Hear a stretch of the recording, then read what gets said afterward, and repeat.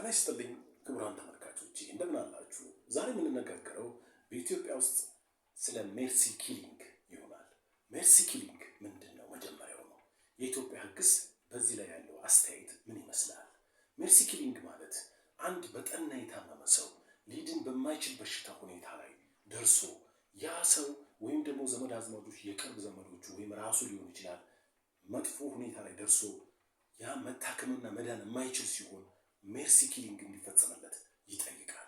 በዛን ጊዜ ይፈቀድለትና ከዚህ ዓለም በሌሎች ሰዎች ወይ በኢንጀክሽን ወይ ደግሞ በኤሌክትሪክ ወይም በተለያዩ መንገዶች ህይወቱን እንዲያጣ ይደረጋል። ይህ ማለት ሰውየው ከሚኖርና ስቃዩን ከሚያጣጥም ይልቅ ስቃይ ውስጥ ከሚገባ ይልቅ ቢሞት ይመረጣል በሚል እኔ ሞቴን እመርጣለሁ ከዚህ ስቃይ በማለት በበጎ ፈቃደኝነት ወደ ሞት መሄድ ማለት ነው። ለመሆኑ የኢትዮጵያ ሕግ ምን ይመስላል?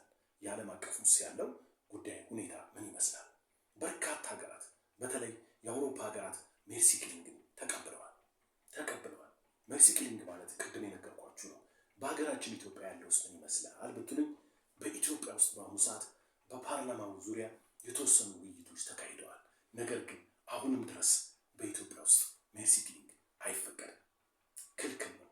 ይህ ማለት አንድ ሰው ለምሳሌ በማይድንበት ሁኔታ በከፍተኛ ስቃይ ውስጥ ቢሆንም ለምሳሌ ሰውነቱ ሙሉን በሳት ቢቃጠልና በአደጋ አንደበቱ ብቻ ብትሆን ከፍተኛ ስቃይ ውስጥ እያየን እንታገሰዋለን እንጂ አንገለውም።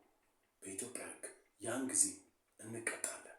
ምክንያቱም የኢትዮጵያ ሕግ የመጨረሻ ምክንያትንም የመጀመሪያ ምክንያትንም የሚያይ በጣም አስቸጋሪ ሕግ ነው።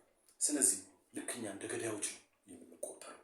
ስለዚህ መጨረሻ ውጤቱን ያመጣው አንተ ነህ ወይ ደግሞ ያ የገደለው ሰው እንጂ እሳቱን የገደለው ተብሎ አይወሰድም።